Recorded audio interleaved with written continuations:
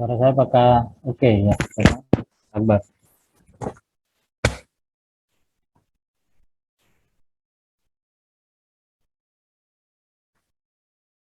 Halo, halo, halo. Suara saya apakah oke ya? Apakah terdengar?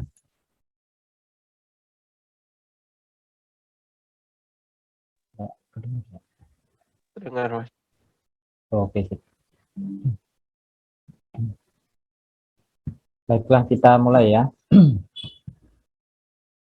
A'udzubillahi minasyaitonirrajim. Bismillahirrahmanirrahim. Alhamdulillahirabbil alamin. Wassalatu wassalamu ala sayyidina Muhammad wa ala alihi wa sahbihi ajmain, amma ba'd. Allahumma rabbi shrah li sadri wa yassir li amri wahlul 'uqdatam min lisani yafqahu qawli. Allahumma ya Rahman ya Rahim, Allahumma ya Rahman ya Rahim, Allahumma ya Rahman ya Rahim. Allahumma zidna ilman ya Rahman ya Rahim. Allahumma zidna ilman taziduna bihi minka qurbatan wa mahabbatan ya Rahman ya Rahim. Ya Rahman ya Rahim. Baiklah teman-teman, ini sudah pertemuan keempat ya di kajian kita, pengantar teologi rasional Imam Al-Ghazali. Di pertemuan kemarin kita membahas masih mengenai zat ya, masih mengenai diri atau esensi Tuhan. Yang dibahas di pekan lalu adalah sifat-sifat negasi ya, sifat-sifat salbiyah ya. Maksudnya sifat-sifat yang contohnya seperti sifat kadim ya, bahwa Tuhan tidak punya permulaan, itu namanya sifat salbiyah. Juga bahwa Tuhan tidak punya akhir, adanya itu tidak berakhir. Kemudian bahwa Tuhan juga tidak bukan seperti benda, bukan seperti aksiden, bukan seperti dan seterusnya. Jadi berbeda dari segala yang kontingen. Nah, itu namanya sifat salbiyah yang menegaskan sifat perbedaan Tuhan dari yang lain, menyatakan sifat-sifat yang tidak ada pada Tuhan. Dia tidak punya permulaan, dia tidak punya akhir dan seterusnya. Itu namanya sifat negatif. Mau bilang sifat negatif, khawatirnya jadi mengesankan keliru, seakan-akan Tuhan punya sifat negatif yang kita kenal di sehari-hari gitu ya. Bukan itu maksudnya ya, sifat negatif apalah sifat negatif yang moral gitu, bukan begitu maksudnya ya. Sifat salbiyah itu sekali lagi yang negasi ya, sebenarnya yang dibicarakan adalah zat itu sendiri, diri Tuhan itu sendiri. Diri Tuhan tidak punya permulaan. Nah, mau bilang begitu.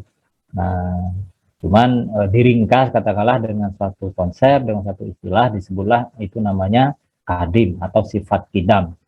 Nah, jadi ya isinya sifat kidam itu apa? Ya sebenarnya isinya adalah diri Tuhan itu adanya tidak punya permulaan. Nah, kemudian sifat baqa itu apa? Bahwa diri Tuhan atau esensi Tuhan itu adanya tidak berakhir.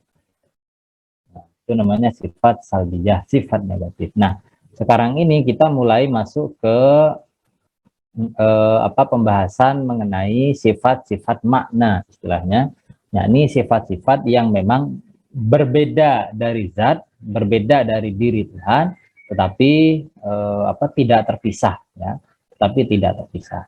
Nah, hari ini yang akan kita bahas 4 sifat, yaitu kehidupan, bahwa Tuhan Maha Hidup, kemudian bahwa Tuhan Maha Tahu, bahwa yang ketiga yang Tuhan Maha Kuasa, yang keempat Tuhan punya kehendak. Nah, ini dalam Quran ya jelas banget ya, dalil naklinya banyak ya. Untuk kehidupan ya Allahu la ilaha illa huwal hayyul qayyum, jelas ya, di awal ayat kursi. Kemudian pengetahuan innallaha bikulli syai'in alim dan seterusnya. Kemudian kekuasaan juga begitu, innallaha ala kulli syai'in qadir kalau di Quran. Kemudian kehendak misalnya fa'alun lima yurid, bahwa Tuhan ya melakukan apa yang dia kehendaki. Jadi Tuhan punya sifat kehendak, dan seterusnya. Masalahnya sekarang adalah apa dalil rasionalnya, atau bagaimana atau dari mana kita tahu secara rasional ya bahwa Tuhan Maha Kuasa, bahwa Tuhan Maha Tahu, bahwa Tuhan Maha Hidup, dan bahwa Tuhan menghendaki apa aktivitasnya. Jadi pagi ini pembahasan agak ini ya sedikit ya, kalau kemarin kan cukup banyak, sekitar 8 ya. Nah kalau sekarang cuma 4 pokok saja. Nah, pertama, apa dalil bahwa Tuhan Maha Kuasa? Pertama, dengan kata kuasa itu yang dimaksud dalam bahasa Arabnya kudrah ya. Innallaha ala kulli syai'in qadir, gitu, bahwa Tuhan Maha Kuasa terhadap segala sesuatu. Nah, kuasa itu apa? Kuasa itu artinya kemampuan atau kesanggupan untuk melakukan sesuatu. Ya. Namanya kuasa itu sudah selalu kuasa untuk melakukan, atau bagi Tuhan berarti kuasa untuk menciptakan. Oke. Maha kuasa artinya ya kuasanya itu sendiri sangat agung, sangat sangat besar, katakanlah qudrah azimah begitu ya. Di sisi lain juga objek dari kuasa itu juga tidak terbatas. Oke. Objek dari kuasanya Tuhan itu tidak terbatas, artinya tidak terbatas apa jumlahnya, macam-macamnya itu tidak ada batasannya. Itu namanya apa? Maha kuasa. Nah, sekarang kalau kita ditanya secara rasional dari mana kita tahu bahwa Tuhan Maha Kuasa, Imam Ghazali akan menjawab dari keteraturan alam. Oke? Dari keteraturan alam. Ya, dari mana lagi? Nah, kan tidak seperti yang saya sampaikan di pertemuan yang lalu ya, bahwa yang ada ingat di sini di ontologi maaf. Nah, ini dia, bahwa yang ada itu bagi mazhab Asy'ariyah dan bagi Imam Al-Ghazali ya, itu hanya ada 2, yaitu yang qadim, yaitu Tuhan dan sifat-sifatnya, kemudian yang kontingent, yaitu alam. Nah, sekarang mau dikatakan bahwa salah satu sifat Tuhan itu adalah apa? Bahwa dia punya sifat yang namanya kuasa, bahwa Tuhan Maha Kuasa. Kita mau tahu dari mana? Kita bisa tahu dari mana? Ya, mau tidak mau dari alam. Karena kita tidak bisa tahu langsung ya secara rasional langsung kenal Tuhan gitu, langsung mengenal Tuhan. Oh, Tuhan tuh punya sifat gini-gini secara langsung, itu tidak. Maka mau tidak mau kita mesti mencari dalilnya, kita mesti menelusuri ya, kita mesti menelusuri tanda-tanda kekuasaannya itu di mana? Ya, yang terakses pada kita secara langsung. Apa? Alam semesta. Nah, kita adalah bagian dari alam semesta yang adalah ciptaan Tuhan itu. Nah, sekarang di tengah-tengah alam semesta ini kita mengamati segalanya, kita mencoba memahami segalanya, dan di situ juga kita akhirnya juga menemukan apa? Menemukan tanda-tanda, menemukan pembimbing, menemukan penuntun untuk menyatakan, untuk menegaskan kepercayaan katakanlah bahwa Tuhan Maha Kuasa. Tapi aspek apa dari alam yang aspek apa dari alam yang bisa membimbing kita, yang bisa menuntun kita untuk percaya bahwa Tuhan Maha Kuasa? Nah, kata Imam Ghazali itu adalah apa? Kekokohan dan keteraturan alam. Nah, berarti argumen kosmologis ya, karena berangkatnya dari apa? Dari alam semesta. Nah, alam kalau disusun secara formal jadinya begini. Alam adalah kokoh dan teratur. Nah, premis ini kata Imam Ghazali diperoleh dari hasil observasi indrawi. Okay. Ya, tidak perlu sampai serumit sains ya untuk memahami bahwa alam ini kokoh dan teratur. Kita lihat diri kita saja. Ya. Kita cukup melihat diri kita, betapa kita itu, tubuh kita itu didesain sedemikian rupa sehingga ya teratur. Nah, sehingga ya teratur, hidung kita lubangnya ngadepnya ke bawah, nggak ngadep ke atas gitu. Nah, bayangkan kalau ngadepnya ke atas. Kalau hujan susah gitu. Hirup udaranya gimana gitu. Kemudian juga mata juga kita disusun sedemikian rupa gitu. Dan seterusnya semuanya serba kokoh. Kita tidak perlu men-setting ya tubuh kita ini kayak gimana gitu dari awal, enggak. Kita sudah terimanya begitu. Sudah built in, sudah menjadi default tubuh kita ya begini udah cara kerjanya. Seperti yang kita alami sehari-hari. Kita makan memasukkan makanan ke mulut, mulut sudah ada gigi, apa macam-macam perasa dan seterusnya. Kita mengunyah, kita nggak pernah ditanya ya, kita nggak pernah ikut-ikutan untuk mendesain itu. Semuanya sudah didesain jadi demikian dan semuanya teratur. Kemudian masuk ke masuk ke lambung, di lambung diolah sedemikian rupa. Lambung itu tanpa di kita suruh, tanpa gimana, dia sudah bekerja dengan sendirinya. Okay. Nah, sudah didesain untuk mengolah ya, mengolah makanan, dipisahkan mana yang bermanfaat, mana yang tidak bermanfaat, diperas begitu, kemudian yang ini dibuang. Sangat sistematis. Ya. Tubuh kita sendiri sangat sistematis. Itu udah baru dari segi makanan, dari segi penginderaan juga demikian. Alam kita, dengan kata lain, tubuh kita ini seakan-akan dibuat dengan cara yang sedemikian sesuai dengan alam semesta. Ya, konon sebagian, ya saya ini hanya membaca sedikit saja ya mengenai ini. Saya bukan ahlinya. Dalam fisika di sekitar mungkin tahun 90-an mungkin ya, para fisikawan itu kemudian menghipotesiskan atau mempostulatkan yang namanya prinsip antropi. Prinsip antropi itu bilang bahwa alam semesta ini didesain sedemikian rupa ya sehingga memungkinkan adanya kehidupan. Nah, kehidupan dan bukan hanya sekedar kehidupan tumbuhan binatang, tapi juga kehidupan manusia yang nantinya bakal mengamati alam semesta. Nah, sehingga keberadaan pengamat, keberadaan manusia yang bisa mengamati, bisa memahami alam semesta ini, itu juga harus dilibatkan di dalam harus dipertimbangkan dalam memahami alam semesta. Kita tidak bisa memahami alam semesta terpisah dari diri sepenuhnya dari diri kita. Seakan-akan ya demikian kesimpulannya. Kalau di dalam dalam intuisi sehari-hari kita, dalam intuisi ya pemahaman kita sehari-hari itu cukup jelas ya. Nah, itu cukup jelas. Manusia tidak diciptakan misalnya di Merkurius atau Venus yang terlalu panas, tapi juga tidak diciptakan hidup di Pluto yang terlalu dingin. Misalnya. Tidak, sedemikian pasnya, sedemikian teraturnya. Jarak antara matahari dan bumi juga sedemikian pas, sehingga tidak terlalu jauh sehingga kemudian bumi jadi terlalu dingin, tidak terlalu dekat sampai kemudian bumi terlalu panas. Jadi pas, memungkinkan kehidupan. Kita bisa memahaminya itu, kita bisa memahami keteraturan, kekokohan alam semesta ini secara sehari-hari. Tidak perlu, ya bagi yang kebetulan misalnya vokasinya adalah seorang fisikawan atau seorang biolog ya monggo, itu mungkin makin mendetail.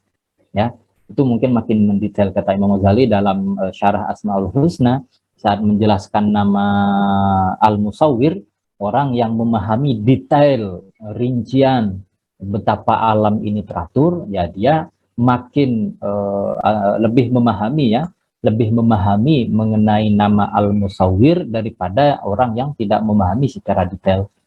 Seorang fisikawan misalnya lebih memahami keteraturan alam semesta ketimbang saya misalnya. Jadi seorang fisikawan yang juga belajar Imam Ghazali, dia juga dia memahami nama Al-Musawwir lebih detail ketimbang saya. Nah, tapi tidak harus ya, itu syarat ya itu ya penambah lah ya, penambah nilai, tapi tidak harus. Kita dengan dengan pengalaman sehari-hari kita sudah cukup untuk sampai pada kesimpulan bahwa alam ini kokoh, bahwa alam ini teratur, punya cara kerja yang sedemikian rupa. Ya, yang namanya pagi nggak pernah ketukar sama sore. Setelah pagi bukannya langsung sore, baru kemudian siang, baru kemudian malam. Setelah malam kemudian lompat ke siang, nggak usah pagi, nggak. Semuanya teratur demikian. Nah, sekarang kemudian premis mayornya, semua yang kokoh dan teratur diciptakan oleh pencipta yang kuasa. Nah, kata Imam Ghazali, ini adalah premis, ya, ini adalah kesimpulan yang intelektual murni. Artinya apa? Tidak diperlukan observasi indrawi. Ya, yang diperlukan ya pemahaman aja. Ya tidak mungkin juga, bahkan Imam Ghazali bilang orang yang menganggap mungkin bahwa apa benda-benda yang ya misalnya tidak punya kuasa, ya batu misalnya menata baju-baju misalnya di lemari kita, yaitu orang udah kelewatan bodoh kata Imam Ghazali. Karena udah jelas ya, yang kokoh dan yang teratur itu ya pasti diciptakan oleh diciptakan oleh agen, oleh fa'il atau oleh pencipta yang punya kuasa untuk mengaturnya sedemikian rupa. Nah, maka dengan demikian kesimpulannya apa? Kesimpulannya alam diciptakan oleh pencipta yang kuasa. Yang kuasa artinya apa? Yaitu tadi punya sifat kuasa. Nah, secara logika atau secara epistemologi, argumen ini berangkat dari akibat kemudian berakhir ke sebab. Artinya apa? Dalam urutan keberadaan, lebih dulu mana antara Tuhan dan alam? Jelas lebih dulu Tuhan.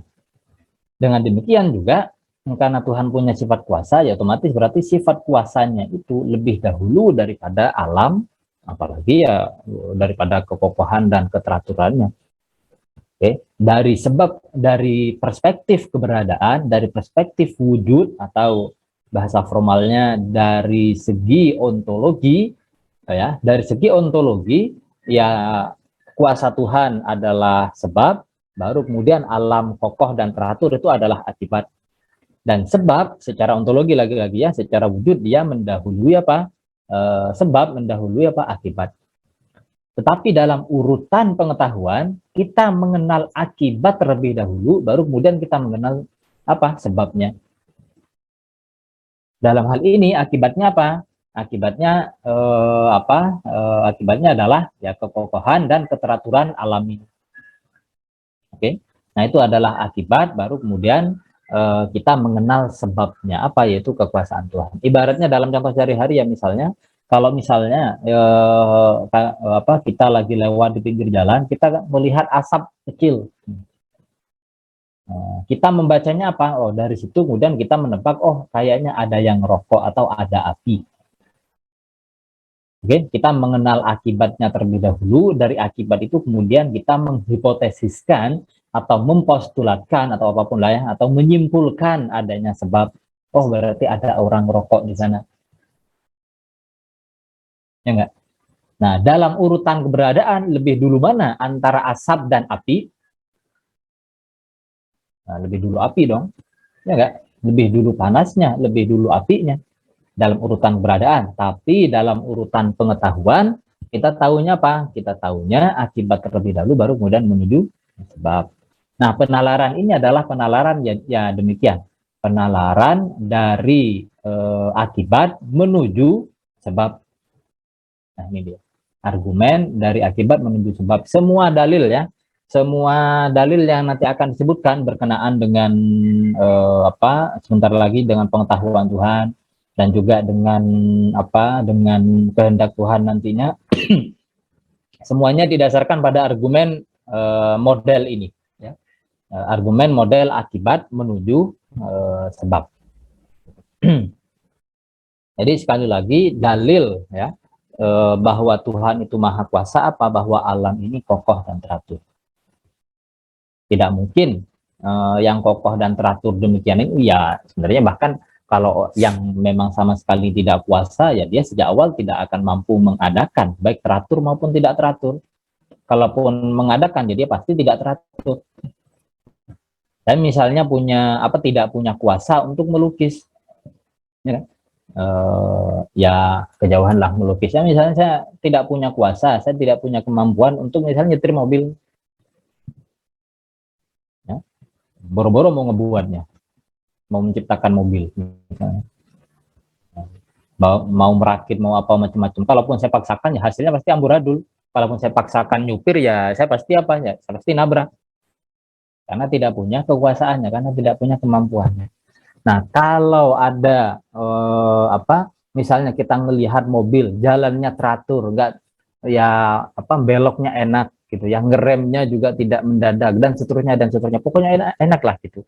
Kita pasti menyimpulkan apa? Oh, supirnya itu bagus, dia punya kemampuan menyetir yang bagus, ya enggak? Nah, gitu. Nah, kita pasti menyimpulkan demikian. Sama juga kalau misalnya kita mencicipi makanan apa gitu ya, kita apa mampir di warung di mana gitu, kemudian kita merasakan makanannya enak. Berarti kita simpulkan apa? Oh, yang memasak makanan ini punya kemampuan memasak yang handal. Dari mana kita tahunya? Ya dari rasa makanan yang enak itu. Nah, dan demikian seterusnya. Ya. Dan demikian seterusnya. Nah, alam semesta pun juga demikian. Alam ini kokoh dan alam ini teratur. Nah, semua yang kokoh dan teratur ya pasti diciptakan oleh pencipta yang kuasa. Kuasa untuk apa ya? Kuasa untuk menciptakannya secara kokoh dan teratur. Nah, maka ya alam diciptakan oleh apa? Pencipta yang kuasa. Nah, jadi inilah dalil apa bahwa Tuhan itu maha kuasa. Nah, sekarang apa objek dari kekuasaan Tuhan? Dalam Al-Quran memang dibilang apa? Innallaha ala kulli syai'in qadir. Allah maha kuasa terhadap segala sesuatu. Lahiriahnya bilang ala kulli syai'in, ya, segala sesuatu. Tetapi secara ontologi, secara ilmu wujud, kita itu punya tiga hal. Ada yang namanya yang wajib, yang niscaya ada. Oke, ada yang namanya apa? Al-wajibul wujud, yang niscaya ada, yaitu Tuhan itu sendiri. Kemudian yang kedua ada yang mustahil, ya, mustahilul wujud, sesuatu yang tidak mungkin ada. Oke, nah sesuatu yang tidak mungkin apa? Ada, itu mustahil, mumtani. Kemudian ada yang ketiga, ada yang mungkin. Maksudnya apa? Mungkin ada, mungkin tidak. Oke, nah jadi kita punya tiga hal. Nah, objek kuasa Tuhan itu adalah yang mungkin ada. Oke, objek kuasa Tuhan adalah yang yang mungkin ada, bukan yang niscaya, bukan juga yang mustahil. Jadi jangan tanya apakah Tuhan mampu meniadakan dirinya sehingga kemudian menjadi ada. Nah, itu sudah kontradiktif, kontradictio interminis istilahnya. Itu sudah apa? Ya, itu sudah kontradiktif. Karena Tuhan, artinya Tuhan itu apa? Niscaya ada. Oke? Artinya Tuhan itu apa? Niscaya ada. Nah, bisa tidak yang niscaya ada sebelum dia menjadi objek kuasa ya? Kita tanyakan sejak awal misalnya. Mungkin tidak yang niscaya ada itu menjadi tiada? Enggak, itu kontradiktif. Pertanyaannya kontradiktif. Tidak bisa dijawab. Tidak perlu dijawab karena pertanyaan itu sendiri sudah ngejawab dirinya gitu. Enggak. Sama seperti kalian nanya 5 tambah 5, apakah bisa 5 tambah 5 sama dengan 9? Nah, itu udah pertanyaan yang tidak masuk akal sejak awal. Oke. Itu pertanyaan yang memang sudah tidak masuk akal sejak awal. Makanya kehendak ya tidak berelasi dengan apa? Tidak berelasi dengan sesuatu yang niscaya. Nah, dengan kata lain, kuasa ya, kuasa Tuhan itu hanya berelasi dengan yang mungkin saja. Oke. Nah, kemudian sekarang yang kedua, kita masuk ke sifat maha tahu, bahwa Tuhan maha tahu. Innallaha bikulli syai'in alim misalnya. Argumennya sama. Ya, argumennya sama dengan yang tadi. Dari mana kita tahu bahwa Tuhan maha tahu? Ya, dalil rasionalnya ya. Dari mana kita tahu bahwa Tuhan punya sifat tahu, bahwa Tuhan maha tahu? Ya sama. Ya, titik berangkatnya, titik awalnya adalah apa? Bahwa alam ini kokoh dan teratur. Oke. Nah, semua yang kokoh dan teratur itu diciptakan oleh pencipta yang tahu mengenai apa ciptaannya. Oke nggak? Nah, tidak mungkin dia diciptakan secara ngasal gitu, enggak. Oke. Nah, jadi alam diciptakan oleh pencipta yang tahu mengenai apa? Mengenai ciptaannya. Sama model argumennya juga begitu. Oke. Kekokohan dan keteraturan alam adalah akibat sekaligus tanda bagi sebabnya, yaitu pengetahuan Tuhan. Oke. Nah, argumen ini jadi salah satu argumen dalam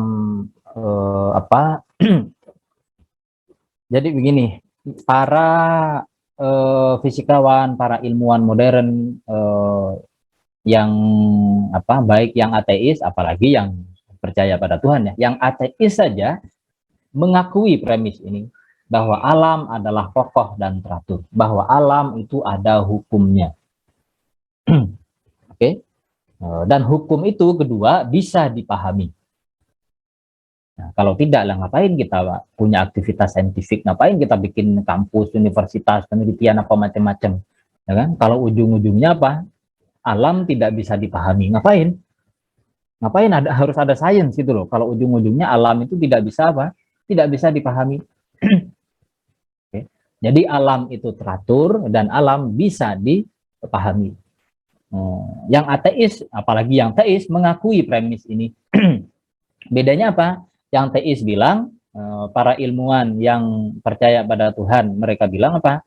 Sumber kekokohan, sumber keteraturan, sumber hukum alam itu, yang alam sedemikian rupa teratur karena hukum itu, dan kemudian nanti juga alam itu bisa dipahami. Sumbernya adalah apa?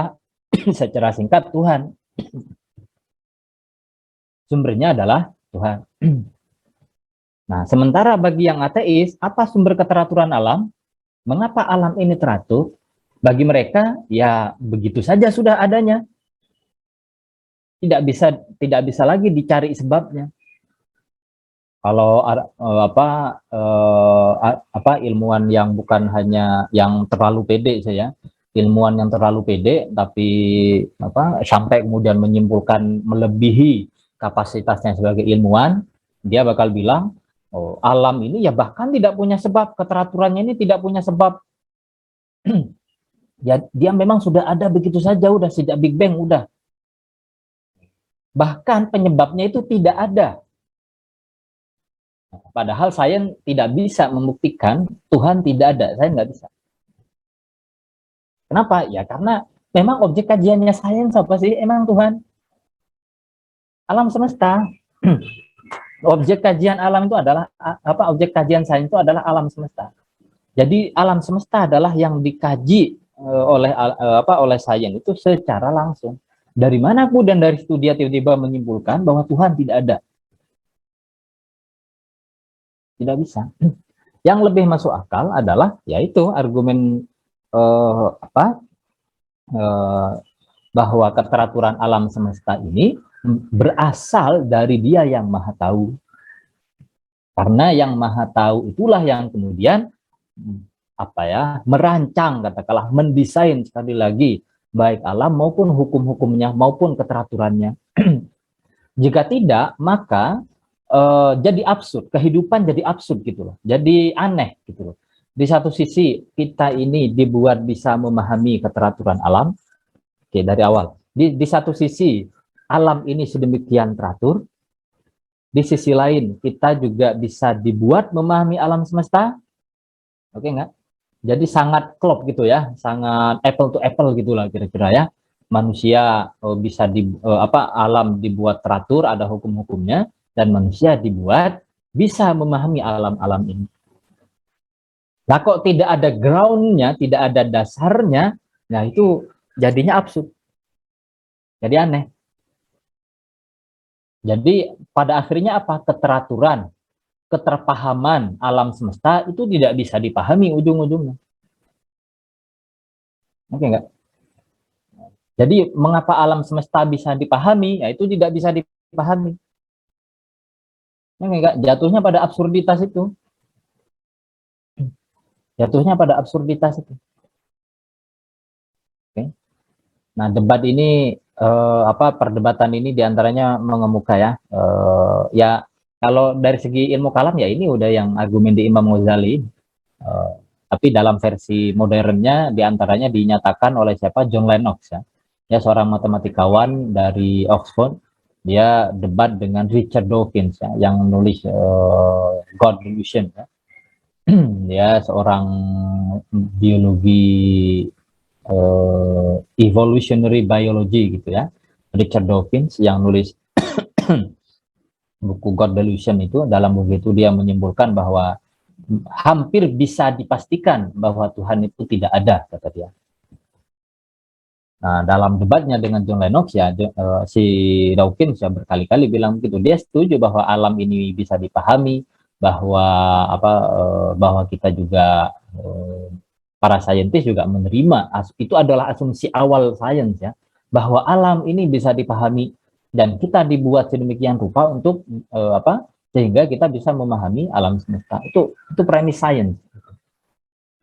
Nah, lah kok kemudian saat ditanya dari mana keteraturan alam semesta ini, ya yang udah pasti kita nggak buat, bukan kita yang buat, ya nggak? Kita tidak pernah mendesain matahari, ya nggak? Yang pasti bukan kita. Bahkan yang mendesain agar kita sedemikian rupa manusia sebagai spesies ya bisa memahami alam semesta itu juga bukan kita sendiri. Ya enggak, emang kesadaran kita itu kita dapat dari mana? Kemampuan kita berpikir, kemampuan kita memahami segalanya, memahami keteraturan, memahami alam semesta ini itu memang kita dapat dari mana? Kemampuannya ya, kemampuannya, bukan isinya. Kalau isinya ya kita dapat dari belajar sehari-hari atau merenung sendiri, oke. Tapi kemampuan dasarnya itu kita dapat dari mana? Orang tua kita nggak pernah ngerasa ngasih gitu, ya enggak? Dari mana? Tanpa kepercayaan, tanpa lompat dalam satu arti ya, tanpa percaya kepada Tuhan ya segalanya jadi absurd. Bisa dipahami tapi absurd. Nah, gimana tuh? Jadi aneh gitu. Nah, bagi Imam Ghazali keteraturan alam semesta ini berasal dari apa? Berasal dari dia yang dari dia yang maha tahu. Ya, dalam kehidupan sehari-hari kita kalau kita misalnya masuk ke kelas, ya, masuk ke dalam satu ruangan, kemudian di situ ada meja-meja, ya kan? Ada meja-meja, kursi-kursi yang teratur, ditatanya teratur.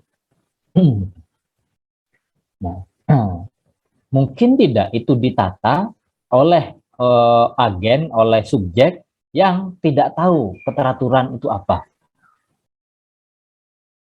Okay? Yang tidak bisa membedakan antara mana yang teratur dan mana yang tidak. Mungkin tidak. Sehingga kemudian jadi kebetulan. Nggak mungkin. Yang menata itu ya pastilah punya kesadaran. Yang menata itu ya pastilah punya konsep, ya, punya pemahaman mengenai apa? Mengenai keteraturan. Nah, dia kemudian menata sesuai pemahamannya itu. Ya. Itu namanya dalil bahwa di balik katakanlah atau di seberang atau apalah bahasanya ya, itu bahasa-bahasa metafor semua, alam semesta yang teratur ini ada Tuhan yang punya, yang maha tahu, yang mengatur alam semesta ini. Nah, sekarang kalau kuasa tadi berelasi dengan segala yang mungkin. Nah, kalau pengetahuan Tuhan tidak. Pengetahuan Tuhan berelasi dengan segalanya, berelasi dengan berelasi dengan yang niscaya ada, berelasi dengan yang mungkin ada, dan berelasi juga dengan yang mustahil ada. Berelasi itu maksudnya apa? Tuhan mengetahui yang niscaya ada, yaitu dirinya. Tuhan juga mengetahui yang mungkin ada, seperti kita ini. Dan juga Tuhan mengetahui yang mustahil. Apa misalnya sekutunya, Tuhan tahu. Nah, jadi objeknya pengetahuan itu lebih luas ya, dan lebih menyeluruh daripada objeknya apa? Kuasa. Kalau objeknya kuasa itu hanya yang mungkin saja. Yang mungkin ada dan tidak mungkin ada. Atau yang mungkin tiada. Nah, sedangkan objeknya pengetahuan itu menyeluruh apapun. Ya. Entah dia yang niscaya ada seperti Tuhan sendiri, atau yang mungkin ada seperti kita, atau apa yang mustahil ada. Nah, itu objeknya apa? Pengetahuan. Oke, sampai sini apakah ada pertanyaan?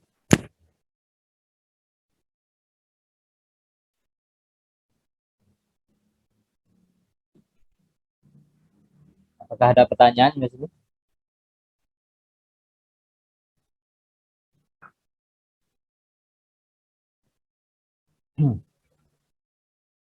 Oke, kalau tidak ada kita lanjutkan. Nah, jadi dari argumen-argumen ini, dari pengamatan dari renungan-renungan ini, katakanlah dalam arti umum, kita tahu bahwa alam semesta ini berasal atau diciptakan oleh Dia yang Maha Kuasa. Jadi yang menuntun itu adalah kekokohan dan keteraturan alam semesta. Nah, dari keteraturan alam semesta ini kita menjadi tahu bahwa Tuhan Maha Kuasa dan Tuhan Maha Tahu. Nah, sekarang dari pengetahuan dan kekuasaan Tuhan itu, kemudian secara rasional ya, kita menyimpulkan bahwa Tuhan Maha Hidup. Oke. Nah, jadi makanya dia kemudian jadi premis minor di sini. Tuhan punya sifat kuasa dan tahu. Oke, jadi Tuhan berkuasa dan Dia mengetahui. Nah, kemudian premis mayornya, semua yang punya sifat kuasa dan tahu adalah hidup. Nah, kalau premis minornya ini bahwa Tuhan punya sifat kuasa dan tahu, nah, premis-premisnya, argumennya atau dalilnya sudah dinyatakan sebelumnya ya. Nah, ini berdasarkan Berdasarkan kekokohan dan keteraturan alam semesta. Nah, sekarang kalau yang premis mayornya, semua yang punya sifat kuasa dan tahu adalah hidup. Nah, kata Imam Ghazali, ini adalah premis yang niscaya atau yang intuitif, doruri. Oke. Nah, tidak mungkin sesuatu punya sifat kuasa dan tahu sekaligus, sementara dia tidak hidup. Oke. Pembahasan sifat hidup ini memang pembahasan yang paling singkat ya di dalam Imam Ghazali ya. Dan termasuk juga di syarahnya Imam Ghazali terhadap Asmaul Husna ya. Al-Hayyu itu apa? Al-Hayyu itu adalah ad-darraku al-fa'al, kata beliau. Ad-darrak ya yang maha tahu, kemudian al-fa'al yang maha aktif, yang melakukan melakukan apa yang dia kehendaki. Nah, hanya sedemikian saja. Jadi sifat kuasa dan tahu itu menjadi tanda bahwa bahwa yang punya sifat itu, yang punya sifat kuasa dan tahu itu adalah hidup. Nah, kata Imam Ghazali, ini premis yang niscaya dan intuitif. Kita tidak perlu dalil lain lagi untuk hal ini. Oke, ini sudah ya kita ketahui aja secara langsung. Kita ketahui secara langsung. Tidak mungkin ada sesuatu dengan demikian ya implikasinya. Tidak mungkin ada sesuatu yang dia itu punya sifat kuasa dan tahu, tapi dia mati. Oke, jadi tandanya kehidupan itu apa? Dua. Ya, satu, adanya pengetahuan atau kesadaran, ya. Itu yang pertama. Kedua, adanya kekuasaan, ada kemampuan, ya. Ada kemampuan untuk melakukan sesuatu. Itu adalah tanda bahwa sesuatu itu hidup. Apapun itu. Nah, inilah dalil rasionalnya bahwa Tuhan Maha Hidup. Jadi jika kita menerima bahwa Tuhan itu punya sifat kuasa dan kita juga menerima bahwa Tuhan itu Maha Tahu, ya maka kita harus menerima bahwa Tuhan itu Maha Hidup. Oke. Nah, dalam satu arti memang bisa dibilang kehidupan ya jika dibalik urutannya ya. Tadi kan urutannya kita menerima dulu bahwa Tuhan punya sifat kuasa, kemudian kita tahu bahwa Tuhan punya sifat Maha Tahu. Dari situ kemudian kita menyimpulkan Tuhan itu Maha Hidup. Kalau dibalik urutannya, sifat hidup sifat hidup itu adalah syarat dalam satu arti. Ya, itu adalah syarat agar agar apapun itu punya sifat kuasa dan punya sifat tahu. Makanya dalam satu arti kehidupan ini sifat hidup itu kadang ya lebih misterius ya. Lebih misterius. Sifat hidup itu lebih dalam dibanding sifat-sifat lain, dibanding sifat tahu dan sifat kuasa. Ya. Kalau sifat kuasa masih ada relasinya menghubungkan dalam satu arti ya antara Tuhan dan ciptaan, pengetahuan juga demikian menghubungkan Tuhan dengan apapun, ya dengan dirinya, kemudian dengan yang ada segalanya, kemudian dengan yang tiada juga, dengan yang mustahil. Itu sifat tahu. Sifat hidup itu tidak berelasi dengan apapun. Oke? Sifat hidup itu tidak berelasi dengan apapun, tetapi sifat hidup itu memungkinkan. Sifat hidup itu memungkinkan. Bahasa yang secara logisnya demikian ya. Sifat hidup itu memungkinkan bahwa sesuatu itu kemudian berelasi dengan yang lain dalam bentuk kuasa dan berelasi dengan yang lain juga dalam relasi namanya apa? Pengetahuan. Pengetahuan itu relasi ya. Jadi relasi itu tidak hanya relasi bisnis, relasi organisasi gitu ya. Bukan, maksudnya di dalam kuasa dan tahu itu ada subjek dan objek. Itu sudah menandai adanya relasi. Oke, adanya subjek dan objek itu sudah menandai adanya relasi. Misal aku sekarang melihat ke laptop. Oke, aku adalah subjek, laptop adalah objek. Dengan demikian, antara aku dan laptop ada relasi. Relasi apa namanya? Relasi penglihatan. Aku yang melihat, laptop yang dilihat. Oke enggak? Kemudian, aku juga tahu bahwa misalnya 2 tambah 2 sama dengan 4. Itu berarti apa? Ada relasi antara aku dan 2 tambah 2 sama dengan 4. Apa relasinya? Aku adalah subjek yang mengetahui, 2 tambah 2 sama dengan 4 adalah objek yang diketahui. Dengan demikian ada relasi namanya, subjek dan objek. Demikian juga sifat kuasa. Ya, sifat kuasa.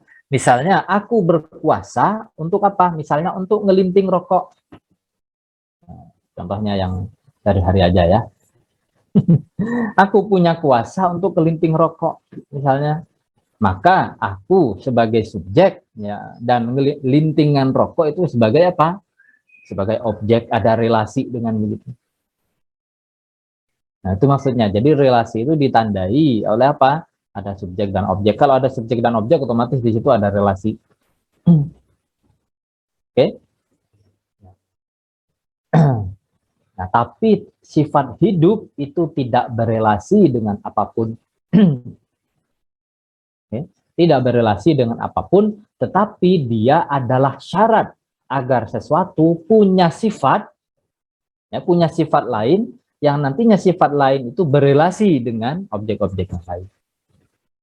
Nah, jadi sifat hidup itu adalah syarat agar sesuatu punya sifat kuasa dan punya sifat tahu. Tetapi hidup itu sendiri tidak berelasi. Kalau dalam istilah tata bahasa ya, barangkali bisa dibilang sifat kuasa dan tahu itu sifat yang transitif, sifat yang muta'addi kalau di bahasa tasrif. Sementara sifat hidup itu adalah sifat yang lazim atau apa? Sifat yang intransitif. Bisa dibilang begitu. Ya. Asal maknanya dipahami ya. Kuasa dan tahu itu Tuhan sebagai subjek dan alam sebagai objeknya misalnya. Nah, sedangkan kehidupan itu tidak ada objeknya. Dia adalah sifat yang imanen, bisa dibilang juga begitu. Tetapi dia adalah syarat agar Tuhan punya sifat kuasa dan punya sifat tahu.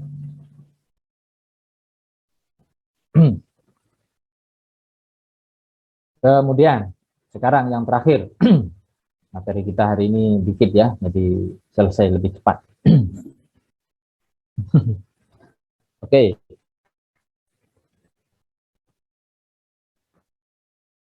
Sekarang kita akan bahas mengenai kehendak Tuhan. Sifat kehendak, iradah. Dalil naklinya jelas ya.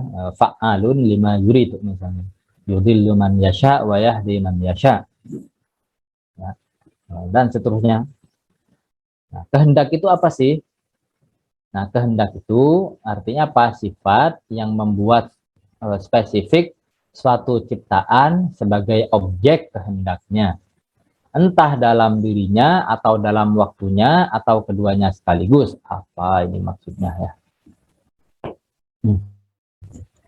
Nah, maksudnya begini. Misalnya kalian ya saya anggap aja kalian misalnya punya kemampuan untuk menggoreng telur, ya enggak? Kalian tahu yang namanya telur dan kalian tahu bagaimana cara menggorengnya. Oke. Kemudian kalian juga punya kemampuan untuk menggorengnya. Tapi kita tahu ya, yang namanya telur itu digoreng entah dia diceplok atau didadar. Oke enggak? Beda ya, diceplok sama didadar beda ya. Masa masih harus ini? Masa nggak tahu lah gitu. Tapi telur itu bisa digoreng ceplok atau digoreng dadar. Nah, sekarang kita sama-sama tahu itu ya, bahwa telur bisa digoreng ceplok atau dadar, dan kemampuan orang juga sama, maksudnya apa? Kemampuan kita ya, kita bisa saja menggoreng ceplok atau menggoreng dadar. Emang bisa nggak sih kalian bisa goreng ceplok tapi nggak bisa goreng dadar gitu? Mungkin nggak sih? Ya bedanya ketinggalan gitu-gitu doang, diaduk doang kan gitu. Gitu-gitu doang. Nah, sekarang saat kalian mau ngegoreng satu telur yang sama, satu telur yang sama, kalian hanya bisa goreng dalam satu model aja kan? Iya enggak? Atau sebagian diceplok, sebagian didadar, bisa ya? Ya, kalau anak kos bisa sih kayaknya dibagi dua ya. Tapi andaikan aja, intinya kalian kan harus milih kan? Nah, intinya kalian harus milih. Nah, gitu. Intinya kalian harus milih antara menceplok telur atau mendadar telur. Kalian harus milih. Nah, sifat yang memilih itu adalah yang menentukan pilihan, itu adalah sifat kehendak namanya. Oke enggak? Sifat yang menentukan pilihan agar spesifik, nah, itu namanya apa? Itu namanya kehendak. Oke? Nah, ya sebenarnya nggak ini apa, bisa dibuat mudah juga sih ya. Kalian lagi ketemu yang cewek misalnya, ketemu di kelas, oh ada mas-mas ini ya Tuhan, indahnya, gantengnya gitu misalnya, ya kan? Ketemu satu lagi, ya ini kok ganteng juga, pinter apa macam-macam. Kalian kemudian bingung, ya enggak? Tidak bisa kan dimiliki dua-duanya? Tidak bisa. Nah, ini contoh aja ya, jangan jangan menyimpulkan sendiri, kayaknya Pak Wawan menyarankan agar aku gitu. Enggak ya, ini contoh aja biar mudah dipahami. Tolong jangan salah sangka ya, tolong jangan salah sangka. Nah, gitu. Biar agak ini deh, oke deh, ada dua cowok mau ngelamar, gitu dah. Nah itu jelas tuh, itu syar'i. Oke, contoh yang syar'i aja. Ada dua cowok mau ngelamar, nah tidak mungkin kan dua-duanya dipilih, tidak mungkin. Kalian harus membuat pilihan. Nah, sifat yang menentukan pilihan itu bukan sifat tahu, karena kalian tahu dua-duanya, kalian sama-sama tahu dua-duanya. Oke enggak? Juga bukan sifat kuasa. Nah, jadi butuh sifat tersendiri, ya, butuh sifat tersendiri untuk menjatuhkan pilihan. Nah, sifat itu namanya apa? Nah, namanya itu sifat kehendak. Oke? Itu namanya sifat kehendak. Kalau kuasa mengeksekusi, maksudnya kalian mengatakan kepada orang tua gitu ya, aku memilih ini, memilih itu, ya sama-sama mampu lah. Sama-sama mampu kalian mengatakan mengeksekusi pilihannya, itu kalian sama-sama mampu. Tapi menentukan pilihan itu yang namanya sifat kehendak. Oke. Nah, kalau balik ke Tuhan, ya misalnya kita ini ya sebagai manusia bisa terlahir sebagai lelaki atau perempuan. Oke, bisa terlahir sebagai lelaki dan perempuan. Kemudian aku terlahir sebagai lelaki. Nah, itu kan sudah spesifik kan? Nah, itu spesifik. Kemudian juga masih banyak kemungkinan, oke, seorang lelaki tapi lahir di mana? Budayanya apa? Bahasa ibunya apa? Kan ada sekian jutaan kemungkinan. Ya enggak? Entah lahir di Paris misalnya, berbahasa Perancis bahasa ibunya, atau di Inggris, oke? Atau di Kanada, jadi pilihannya dua-dua, ya. Bahasa Perancis sekaligus Inggris, Quebec ya, Kanada. Ya. Atau lahir di Arab misalnya, berbahasa Arab, dan seterusnya. Itu kan kemungkinannya banyak kan? Kemungkinannya banyak. Nah, ternyata pilihannya apa untuk kasusku? Ternyata aku dilahirkan di Jawa Timur dengan bahasa ibu Madura. Nah, ya enggak? Ya itu kan spesifik ya. Itu spesifik. Kemungkinannya banyak, tapi kita terlahir di sini. Kita semua terlahir sebagai orang Indonesia misalnya, itu udah spesifik. Kemungkinannya banyak banget. Oke. Nah, yang membuat spesifik itu apa? Kehendak. Ya. Kalau kuasa, ya Tuhan mah kuasa, mau menciptakan kita, membuat kita lahir di Qatar, kemudian jadi anak apa tukang ngambil bola sekarang di Piala Dunia gitu misalnya, ya Tuhan mampu-mampu aja. Sama, dalam hal itu kekuasaan Tuhan sama aja. Mau menciptakan kita lahir di Malaysia atau di Bulgaria atau di mana gitu, kekuasaan Tuhan sama-sama kuasa. Nah, tapi kalau kuasa itu mengadakan, dia mengeksekusi sifatnya, ya, yang begitu pilihan sudah dijatuhkan, kuasa kemudian mengeksekusi, dia mengadakan dari tiada, itu namanya kuasa. Nah, kalau kehendak itu menentukan dari sekian banyak kemungkinan, oke, nah, itu namanya sifat kehendak. Nah, kemudian objek kehendak Tuhan, segala yang mungkin. Nah, semuanya dikehendaki oleh Tuhan. Oke, yang sudah terjadi ini dikehendaki oleh Tuhan. Dipilih dari mana? Dipilih dari sekian banyak kemungkinan di dalam pengetahuannya. Oke. Nah, jadi kata Imam Ghazali, tidak satu pun maujud yang tidak bergantung kepada kemuanya dan tidak muncul dari kehendaknya. Kalau dibahasakan secara positif, segala maujud, segala yang ada, segala yang terjadi, itu bergantung kepada kemauannya dan muncul dari kehendaknya. Segalanya, tidak ada pengecualian. Oke, tidak ada pengecualian, semuanya. Nah,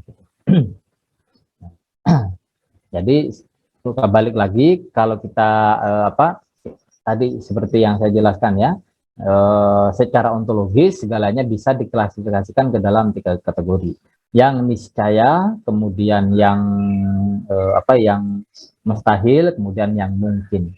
Objek kehendak itu, jadi yang dipilih itu adalah apa? Adalah kemungkinan-kemungkinan. Yang mustahil karena dia tidak mungkin mengada, dia tidak bisa dipilih. Dia di luar pilihan. Oke?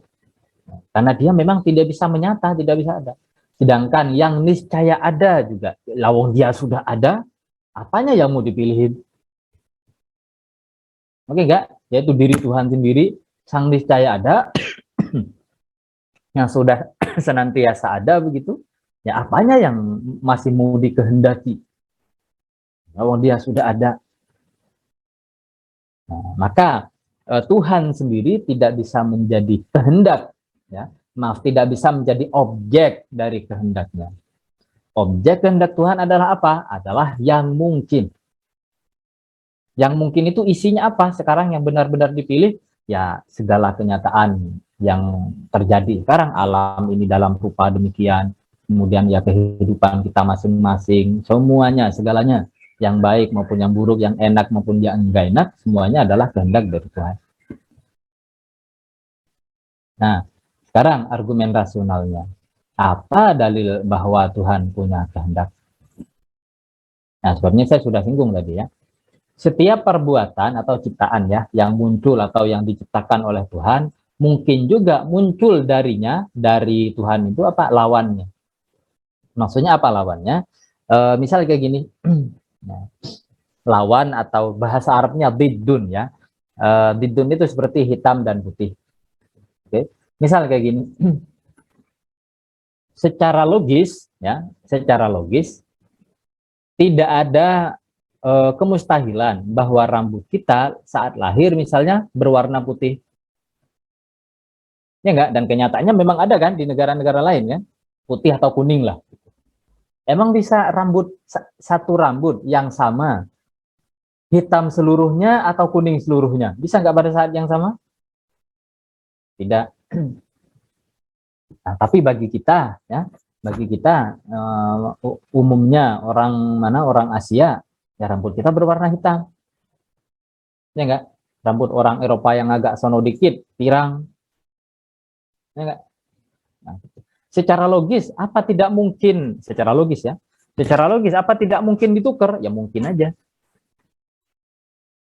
Oke enggak? Rambut orang Asia yang pirang dan rambut orang Eropa yang hitam misalnya. Nah, jadi ya sama-sama mungkin begitu itu. Ya. Pun apa yang tidak punya lawan bisa juga muncul dari Tuhan entah sebelumnya atau setelahnya. Yang tidak ada lawannya, misalnya apa? Alam semesta ini. Misalnya ya. Nah, itu kan tidak ada lawannya. Oke, tidak seperti hitam dan putih.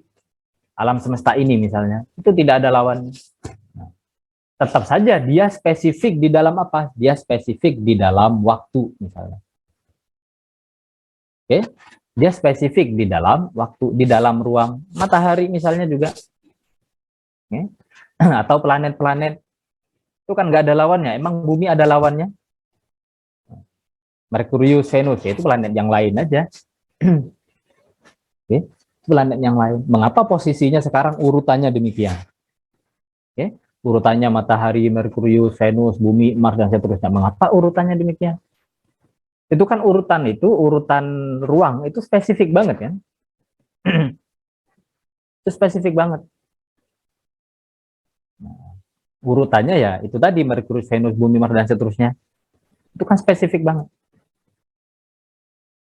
Nah, secara kalau dilihat dari perspektif kuasa ya Tuhan ya kuasa aja, mampu aja. Urutannya adalah bumi duluan gitu misalnya. Oke, bumi, kemudian Pluto, kemudian Mars, kemudian Jupiter apa begitu. Secara dari segi objek kuasa ya semuanya sama aja. Tuhan kuasa ngacak-ngacak ini gitulah. Urutan itu bisa aja. Oke, tapi mengapa sekarang adanya spesifik dalam bentuk ini? Dalam bentuk ya, dalam tatanan alam semesta yang sekarang kita kenal, mengapa spesifik dalam bentuk itu? Nah, itu karena ada kehendak. Oke, maka ini dibilang sekarang haruslah ada kehendak yang mengarahkan kuasa kepada salah satu objeknya. Oke, namanya kekuasaan itu ya dia mampu melakukan objek yang berlawanan, ya enggak? Kalau aku kuasa makan, ya aku juga kuasa untuk tidak makan. Oke enggak? Nah, kalau aku kuasa berbicara, ya aku juga kuasa untuk diam. Oke. Nah, tapi kemudian apa yang membuat misalnya apa? Kehendak membuat kuasa merealisasikan yang satu. Apa ya istilahnya ya? Menspesifikkan satu pilihan saja. Hanya mengeksekusi satu pilihan saja. Apa itu yang mengarahkan? Itu namanya kehendak. Oke enggak? Jadi kalau diurut dari awal ya, sebenarnya kalau ya ini kan urutan, maaf, ini agak ngacak ya. Kalau urutan kita lihat dari dalam misalnya ya, urutan ya dalam sekali lagi ini metafora ya. Urutan yang terdalam itu adalah maha tahu. Maaf, maha hidup. Kenapa? Karena maha hidup itu adalah syarat agar yang punya sifat itu nanti punya sifat tahu dan punya sifat apa? Kuasa. Jadi urutannya yang maha hidup baru kemudian maha tahu. Setelah maha tahu baru kemudian berkehendak. Setelah berkehendak baru kemudian kuasa. Oke, mestinya urutannya begitu. Maha tahu, maha hidup, kemudian maha apa? Maha tahu, kemudian maha berkehendak, kemudian apa? Maha kuasa. Jadi Tuhan maha hidup. Nah, dengan demikian katakanlah Tuhan ya punya sifat apa? Punya sifat tahu dan punya sifat kehendak. Namanya tahu, namanya pengetahuan itu objeknya lebih dalam dan lebih menyeluruh daripada kehendak dan kuasa.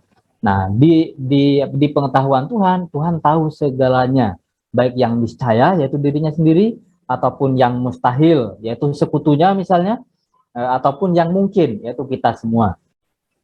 Oke, tetapi di deretan segala yang mungkin itu masing-masing ya, bahkan kita tadi sudah saya kasih contoh ya, bahkan untuk satu yang mungkin saja itu banyak kemungkinan dia bisa ada, ya enggak?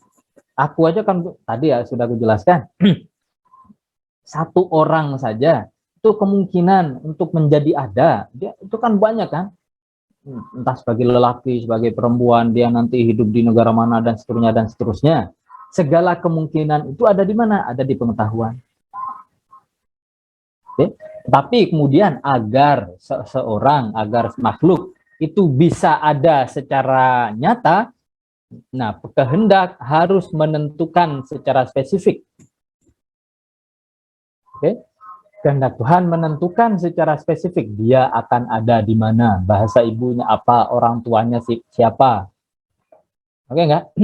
Nah, baru kemudian setelah dalam satu arti, setelah ditentukan spesifitasnya, baru kemudian dieksekusi oleh sifat kuasa.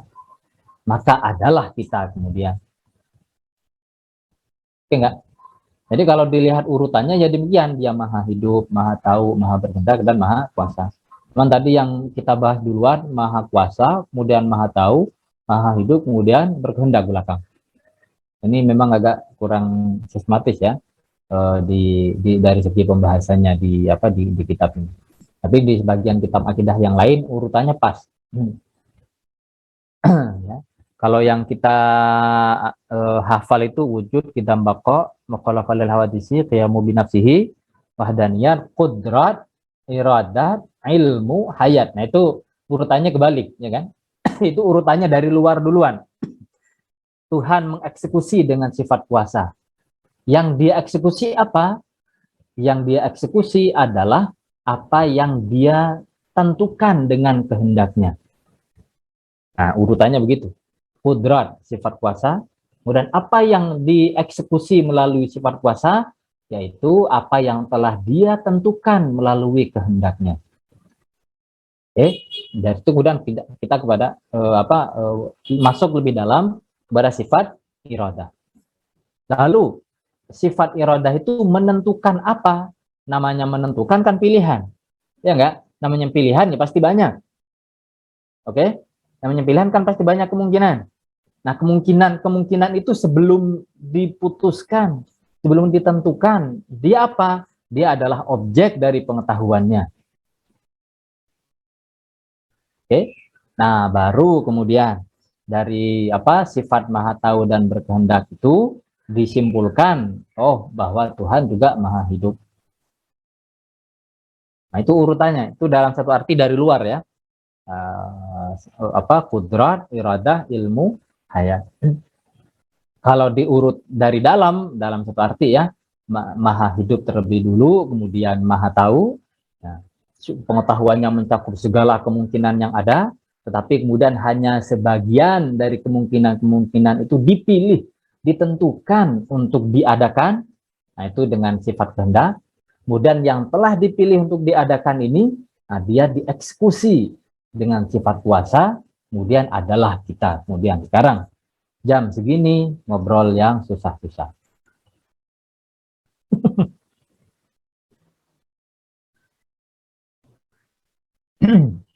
Oke, apakah ada pertanyaan? Pak, mau tanya. Ya, silakan. Kan janji Tuhan itu pasti, dan di sisi lain Tuhan itu maha kuasa, maha berkehendak.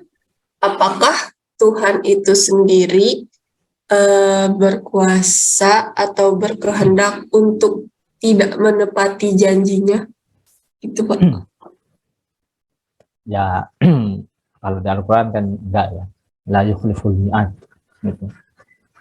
Secara apa, dari segi bahwa janji itu adalah mungkin, oke, ya, dari segi misalnya janji itu adalah mungkin, secara logis ya, secara logis bisa saja janji itu tidak ditepati, secara logis sekali lagi. Tetapi Tuhan memilih, Tuhan berkehendak untuk menepati janjinya. Oke nggak? Jelas nggak? Oke. Dari segi dia sebagai yang mungkin, ya mungkin saja memilih yang lain sebagai pilihan ya, menepati janji atau tidak menepati janji itu kan pilihan. Mau menciptakan surga dan neraka misalnya sebagai apa balasan untuk yang beriman ya, atau apa memberi balasan surga kepada yang berbuat baik misalnya, kepada yang baik, memberi balasan neraka kepada yang tidak baik, itu kan janjinya ya. Nah, secara logis ya bisa saja. Bahkan kayaknya para mutakalim, para teolog Asy'ari lebih jauh lagi dari itu. Bukan hanya mungkin, tapi ya bisa. Oke. Kenapa? Ya karena kebaikan kita itu pun juga karunia dari Tuhan. Jadi tidak ada yang wajib bagi Tuhan ya. Tuhan wajib menepati janji gitu. Enggak. Tapi Tuhan memilih untuk menepati janji. Dia berkehendak untuk menepati janji. Nah, karena telah dikehendaki oleh Tuhan itu, maka itu menjadi wajib. Oke enggak? Oke, apakah ada pertanyaan? Izin bertanya atau apa nih, Pak Wawan dan sahabat-sahabat semua. Assalamualaikum warahmatullahi wabarakatuh. Saya tertarik ketika tadi Pak Wawan membincang tentang bagaimana kemudian kelompok ateis ya membincang soal alam ya, alam.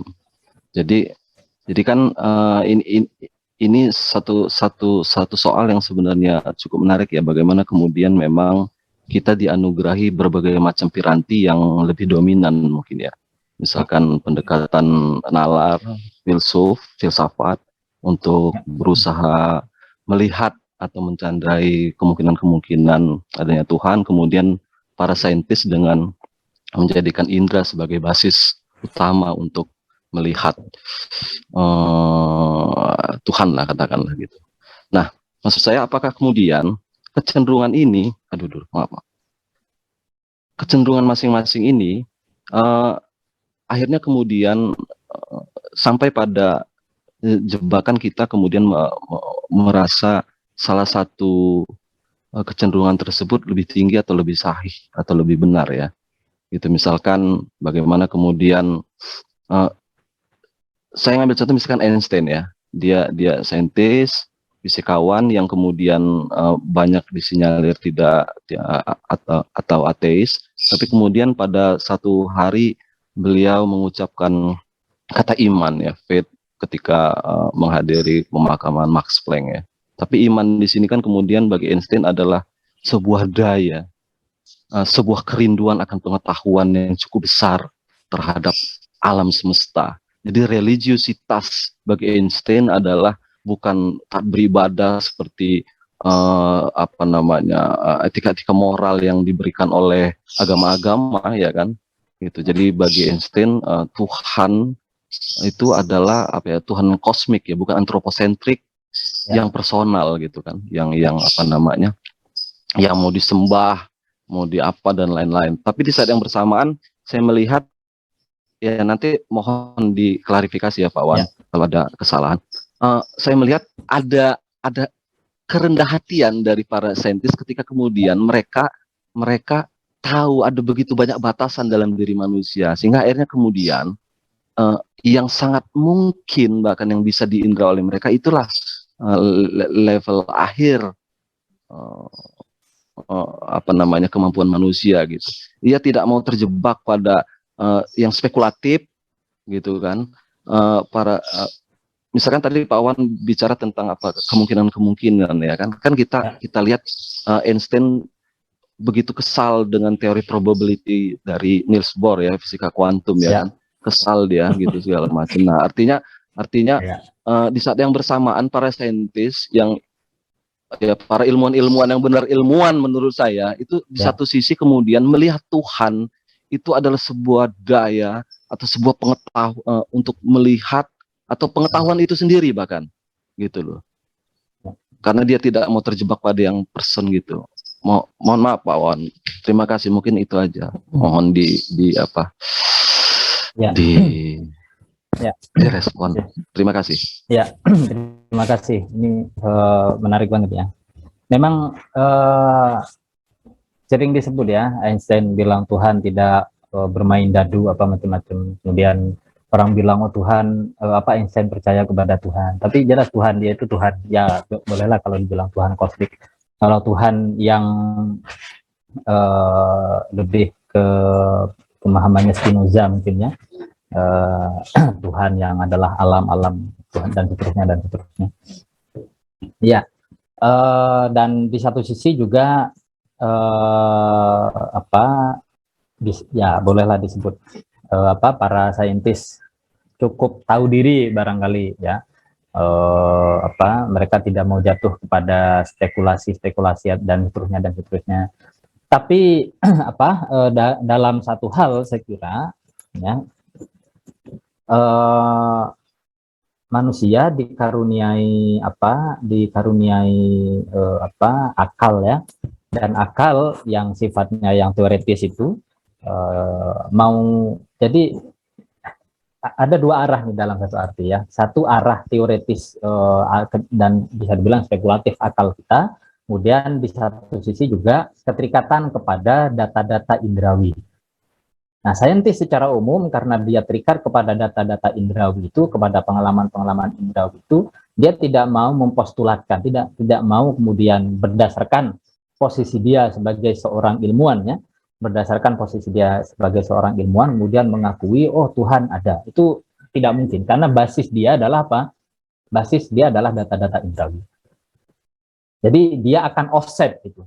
Ya. Dia akan offset kalau dia bilang oh Tuhan ada gitu. Semata berdasarkan data indrawi. Setiap ilmuwan yang kemudian entah menolak atau menerima adanya Tuhan saat dia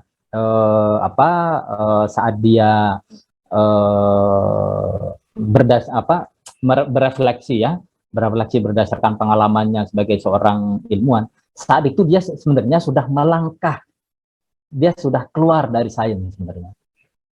Maksud saya bisa dibilang itu adalah tafsiran terhadap sains sebenarnya. Karena sains dalam satu arti ya dia tidak bilang iya atau tidak, karena itu di luar ranahnya. Oke enggak? Minimal di luar ranahnya secara langsung minimal. Nah, tapi ya memang benar bahwa dalam satu arti kemudian para saintis juga merasakan kerinduan, merasakan kekaguman kepada yang ini ya benar. Imam Ghazali dalam beberapa kitabnya sering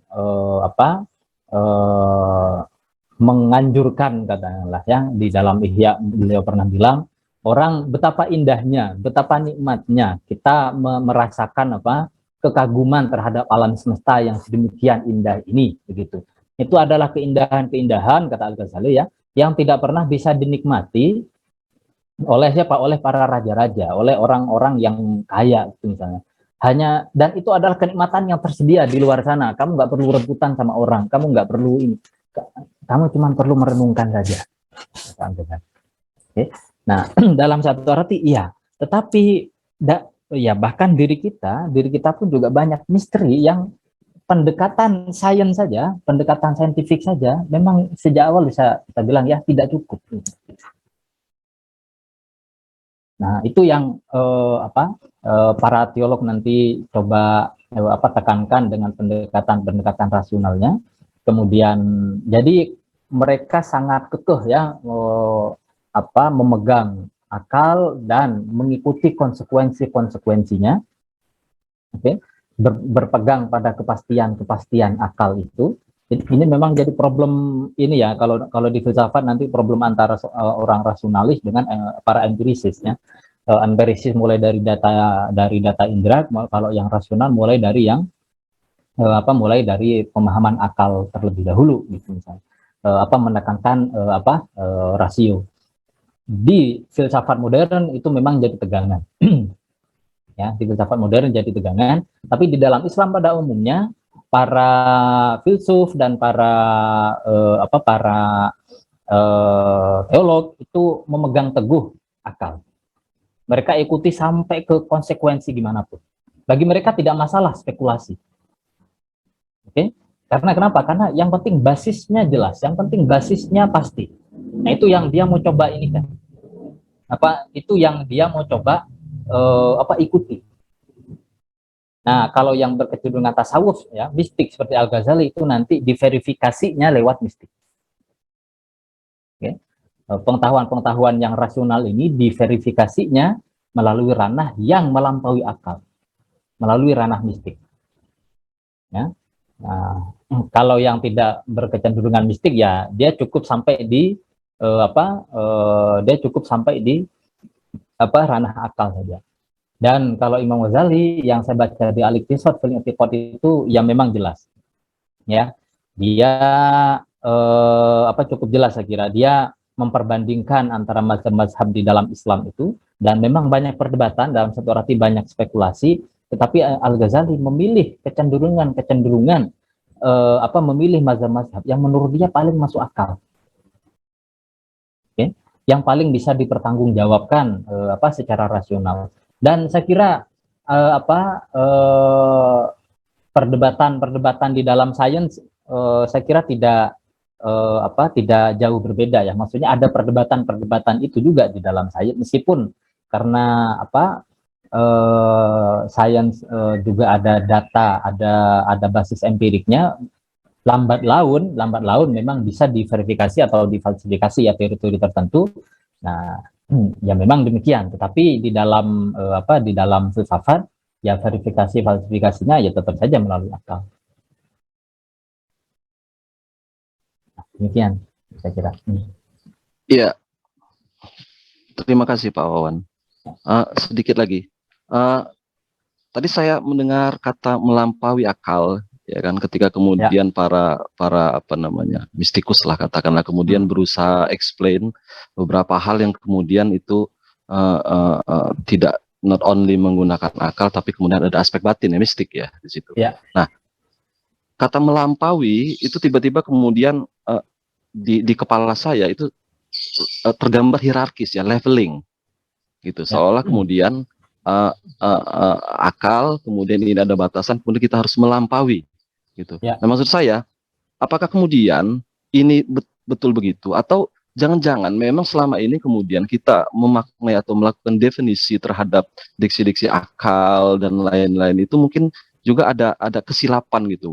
Mungkin ya Pak Wan, misal gini, jika akal hanya dimaknai sebagai mind seperti pada umumnya pikiran, itu mungkin ya kan, tapi rasa-rasa saya tiba-tiba kemudian akal itu bukan hanya itu ya. Jadi kata melampaui akal itu rasa-rasanya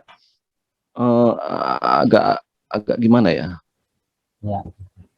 Ya gitulah kira-kira Pak Wan. Jadi hierarkis itu yang kemudian yang rasa-rasa mengganggu saya. Jangan-jangan kita ini, saya lah misalkan, saya kemudian masih terjebak pada definisi-definisi yang kemudian umum, yang kemudian memang kita apa itu akal, apa itu kolbu, apa itu batin, kemudian macam-macam dan lain-lain itu jangan-jangan memang kita masih belum fix sekali gitu kira-kira. Gitu.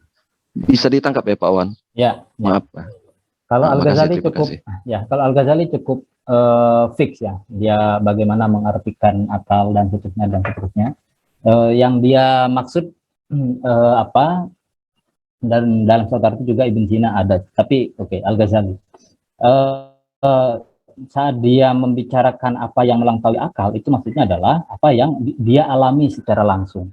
Tapi itu bukan pengalaman indrawi. Jadi pengalaman yang bukan pengalaman indrawi, tapi langsung, sifatnya langsung juga, gitu. Terutama mengenai Tuhan. Nah, kalau argumen akal itu dalam arti sekarang diartikan sebagai yang bernalar ya, yang ya kayak tadi itu persis ya. Kita menyusun silogisme, kita sepenuhnya melalui konsep-konsep ya. Sebagian memang premis minornya atau apanya kita dapat melalui pengalaman. Tapi itu adalah pengalaman terhadap akibat dalam hal ini, yaitu alam semesta, bukan pengalaman langsung terhadap Tuhan.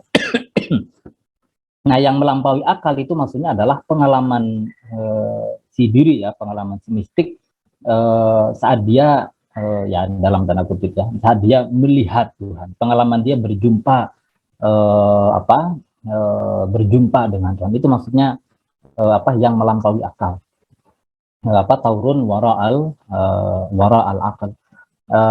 Dalam kalau dalam Mistatul Anwar itu Imam Ghazali membicarakannya level taurul wilayah ya, tingkat kewalian, yang itu bukan lagi ranah